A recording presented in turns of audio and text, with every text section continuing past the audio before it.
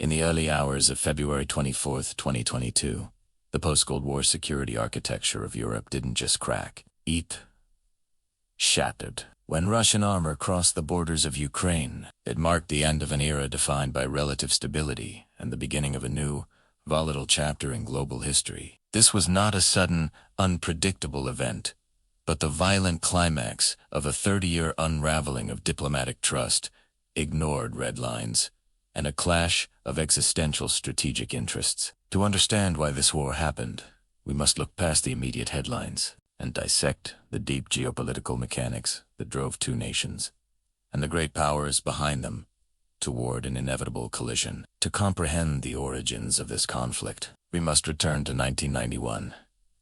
When the Soviet Union collapsed, it left a geopolitical vacuum in Eastern Europe. For Russia, the loss of Ukraine was the most painful amputation.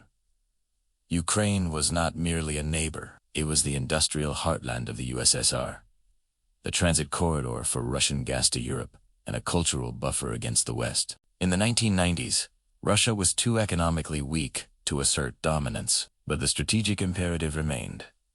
Ukraine must never become a staging ground for a hostile military alliance. Conversely, the newly independent Ukraine found itself torn between two gravitational poles. The Western regions looked toward the prosperity and democracy of the European Union, while the industrial East and South retained deep economic and linguistic ties to Russia. This internal fracture was managed delicately until the geopolitical balance began to shift. Throughout the late 1990s and 2000s, NATO, the North Atlantic Treaty Organization, expanded eastward, absorbing former Warsaw Pact nations. While the West viewed this as the spread of democracy and stability, Moscow viewed it as a tightening noose. The critical turning point came in 2008, at the NATO summit in Bucharest. Under pressure from the Bush administration, the alliance issued a declaration stating that Ukraine and Georgia will become members of NATO. However, they offered no immediate path to membership. This was the worst of all strategic worlds. It signaled intent enough to enrage Russia, but offered no actual security guarantees to protect Ukraine. Vladimir Putin, then serving as prime minister, explicitly warned that this was a red line. From the Kremlin's perspective, a NATO-aligned Ukraine would place hostile missiles minutes away from Moscow and sever Russia's access to the Black Sea, threatening its status as a great power. Tensions boiled over in 2013 and 2014. Ukrainian President Viktor Yanukovych, caught in a bidding war between an EU association agreement and a Russian economic bailout, chose the Russian deal. This triggered the Maidan Revolution months of massive, violent protests in Kyiv that eventually drove Yanukovych from power. The West celebrated this as a democratic breakthrough. Russia, however, viewed it as a Western-backed coup designed to install a puppet regime on its border. Moscow responded immediately and decisively. In 2014, Russian special forces seized the Crimean Peninsula do Russia. Khrushchev Black Sea Fleet, and annexed the territory following a disputed referendum. Simultaneously, Russia began supporting separatist militias in Ukraine's eastern Donbas region. This was the true start of the war. For 8 years, a low-intensity conflict simmered in the east, claiming 14,000 lives. Diplomatic efforts, known as the Minsk Agreements, attempted to federalize Ukraine and grant autonomy to the Donbas. But these agreements were never fully implemented. Ukraine refused to grant autonomy at gunpoint, and Russia refused to withdraw its proxy forces.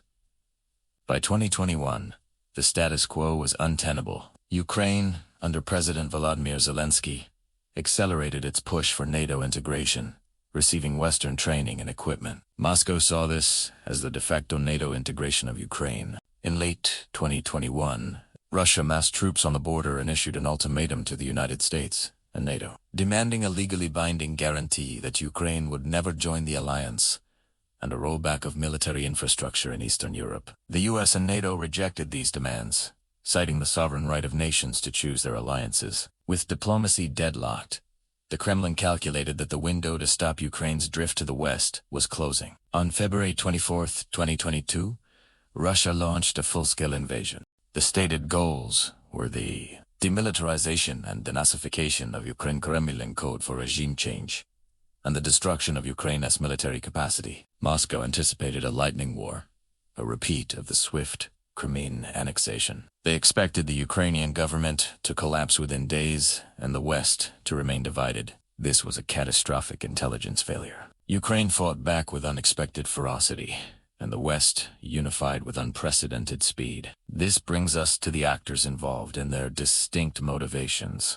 For Russia, this war is existential, a fight to preserve its sphere of influence and prevent what it sees as insurgency. For Ukraine, it is a war of survival and national identity, a fight to exist as a sovereign state independent of Moscow. For the United States, the conflict represents a strategic opportunity to weaken a geopolitical rival without deploying American troops, while reinforcing the relevance of NATO.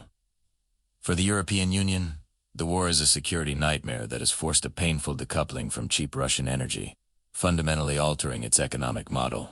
The escalation of the war shifted rapidly from a battle for Kyiv to a grinding war of attrition in the east and south. But parallel to the kinetic war, a global economic war was declared. The sanctions imposed on Russia were without precedent for an economy of its size. The G7 nations froze half of Russia's central bank reserves, severed major Russian banks from the SWIFT payment system, and imposed embargoes on Russian oil and technology. The economic fallout rippled through every financial market on Earth. Russia and Ukraine together were the breadbasket of Europe, accounting for nearly a third of global wheat exports. The war blocked Black Sea trade routes, causing food prices to spike globally, triggering inflation in developed nations and hunger crises in the global south. Energy markets were thrown into chaos. Europe, which relied on Russia for 40% of its natural gas, faced an energy shock that drove inflation to multi-decade highs. This forced a rewiring of global energy supply chains, with Europe rushing to buy liquefied natural gas from the United States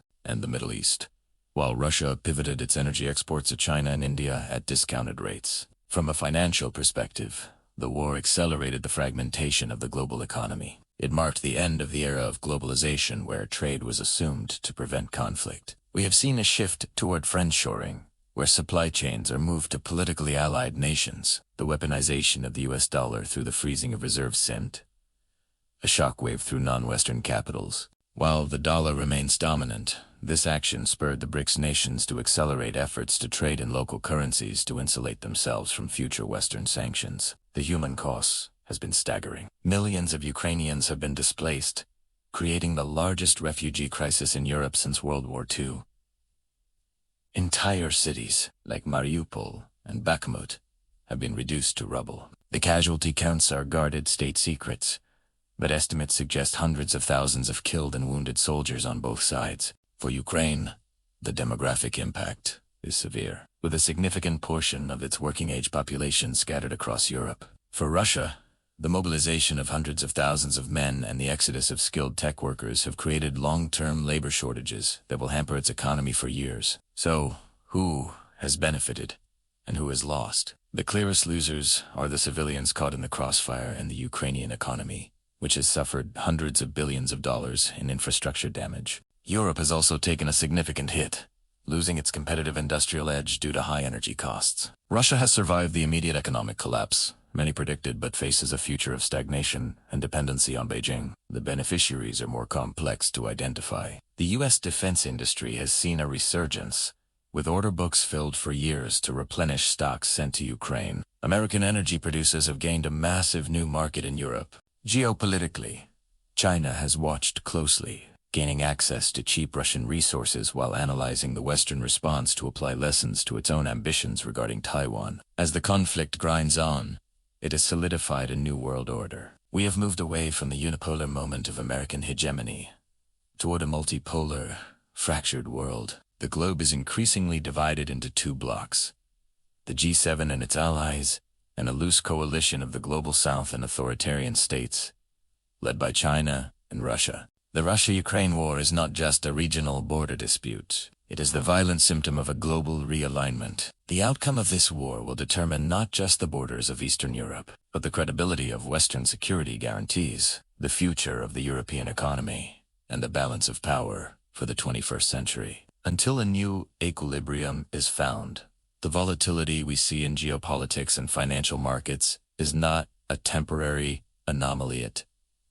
is the new normal.